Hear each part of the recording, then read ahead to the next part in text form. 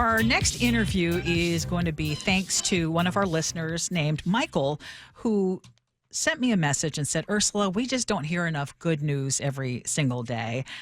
So we talk so much about car theft and crime and all just the horrible things that are happening in our communities, but we never talk about, or just not enough to talk about the good things that happen. And he pointed to something that was brought up in Columbia City, where there was a manager of a pizzeria who was seeing car break-ins near the restaurant, and it was the same guy breaking in over and over again.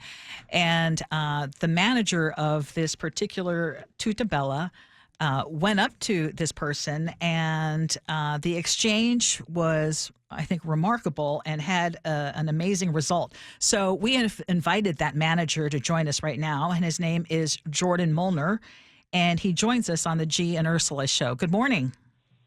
Good morning. Thank you so much for joining us. Okay, so bring us to I kind of gave the background just based on the notes from our listener, but you noticed someone who was breaking into cars near the restaurant. So talk about that. Unfortunately, we had a rash of break-ins on the Hudson side of our building, just off of Rainier Avenue, and it was to the point where we had several employees who had their car broken into not once but twice or three times. So you can imagine the frustration and the fear that goes along with that. Sure. And, one random afternoon, middle of the day, we go to check on our cars, as you do if you're commuting around Seattle and work in the city. You know, you've got your time limit for parking, and we all want to avoid those tickets. So as I went out to check the cars for the team, I noticed that there was someone peering into a car. And he got pretty startled by my appearance. And, the exchange was heated at first when I asked him what he was doing, if I could help him at all, because he was peering into my car.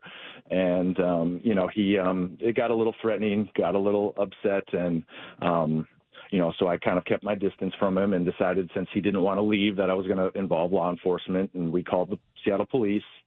And when they responded, the gentleman was in question was still across the street in a paid parking lot, just kind of hanging out, mulling around. And so the police went and interviewed the man.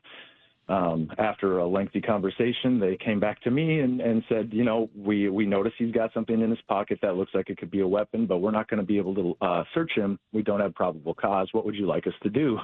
And at that point, I'm just worried about retaliation. I want my staff to feel safe. I feel like they're part of my family. So I like to think of everyone as kids in my restaurant that I need to protect and take care of. So, when they asked me what to do, I'm kind of at a loss going, isn't this law enforcement's job to take care of these things? But, after continuing the conversation with the officer, he mentioned that the young man was just kept saying that he was just wanting a job and that's all he needed was a job. And so at that point, I see an opportunity to kind of de-escalate the situation by giving him a viable alternative. So I said, absolutely. You know what? We'll interview him right now. Why don't you invite him on in and I'll sit down with him and we'll discuss a job opportunity. Now, was this something that you really felt like, okay, if this person passes the muster, we're going to do it? Or, here's someone who was suspected of stealing from cars, and then you're thinking, okay, if he, goes through this interview, you would actually hire him? Yes, I like to think of second chances in life, and not everybody gets a chance to tell their story or gets a fair shake in life. And so, to me, I thought that was the safest way. Anybody can be trained to do what we do here, and as long as you have the right attitude and the discipline to show up and apply yourself, I believe anybody can come and work with us and be a part of our chosen family here. So, yeah, I wholeheartedly wanted him to come work with us. So how did you structure, as a person who owns a business, I've been particularly interested in this story, how did you structure initially? So you talked to him. Let me back up. When you talked to him, what did you learn from what sort of questions did you ask and what were his answers?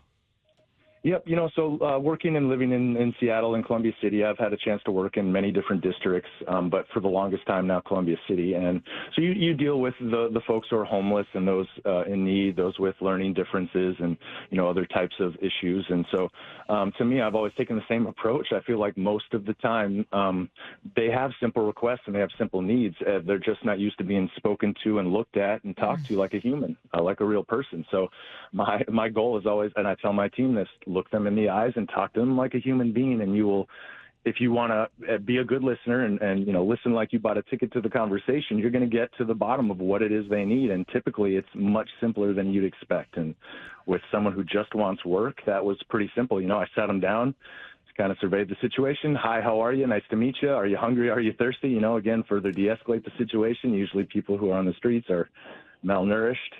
So that's usually where we start. And then I handed him our tablet that we do all of our online applications for. And I sat him down and kind of got to know him a little bit. And it turned out that he had just hit a bad stretch and got into some drugs, and that had him make some bad choices where he stole some things from his mother, who he was living with, single mom living in Inner Bay, and she kicked him out of the house, pretty much disowned him. And at that point, he was on the streets and breaking into cars just to try and steal backpacks and laptops for money for food and stuff. So once I heard all of that, I realized that we were kind of at a stopping point.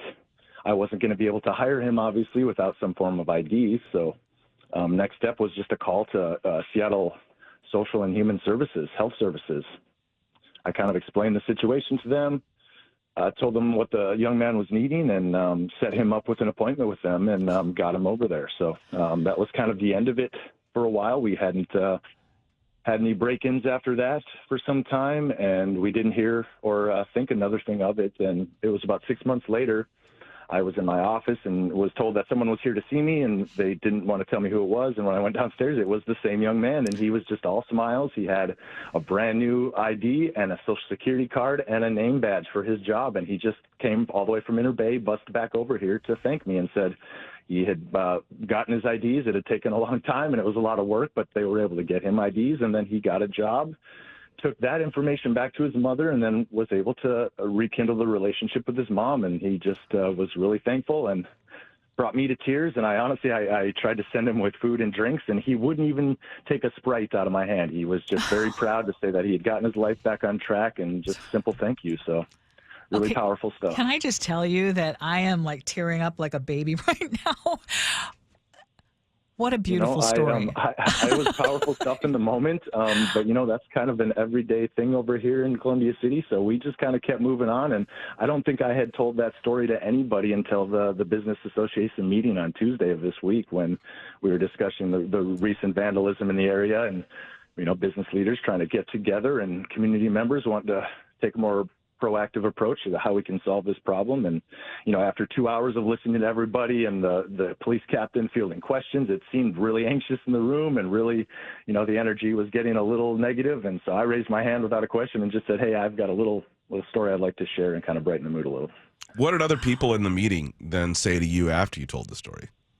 It was a lot of love.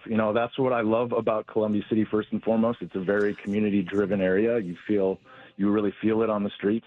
People really looking out for each other and getting to know one another. And so, it was a lot of love. And then I came into the work yesterday and had a beautiful surprise. Some of the members of the community had gotten a little gift basket from one of the local gift shops and gave me a thank you card, and really just wowed me to tears yesterday. Well, on behalf of all of our listeners and our show, we want to say thank you as well, because we need stories like yours. And Jordan, what you said, listen like you bought a ticket to the conversation. That is a beautiful message for all of us, and that you saw behind what was happening in that moment, and you showed humanity, and it had such a positive outcome. So I just want to say thank you. What a great story. You so appreciate you. Really appreciate you all taking the time to highlight this, because it really was a really nice moment, and I hope we can see more of this in the world. Thank you. Again, that is Jordan Mullner. He is the manager of Tutta Bella in Columbia City. You now Beautiful know where story. to get your pizza in Columbia Appreciate City. you.